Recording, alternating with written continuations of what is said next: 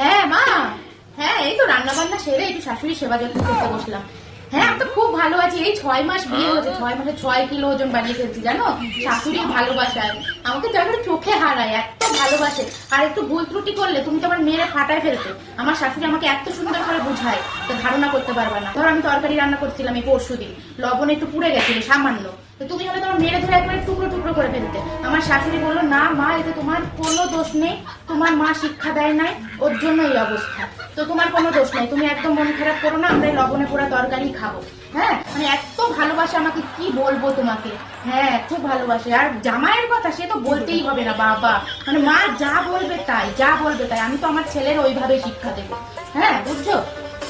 যাই হোক, আমি এখন শাশুড়ি একটু সেবা করবো, তুমি এখন ফোনটা রাখো, আমি পরে তোমার সাথে কথা বলবো, ঠিক আছে? একটু শাশুড়ি একটু যত্ন করে নি।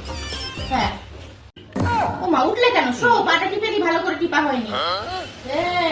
আমার সামনে তুই আমার নামে নিন্দা করছিস তোর মার কাছে? ছেলে আসুক, কাল তাকে ছিঁড়ে দেবো। চিন্তা করো, আমি তো তোমার নামে ভালো কথাই বললাম, সুনাম করলাম, এর জন্য বলে ভালো করতে নেই। শো, পাটা টিপে দি।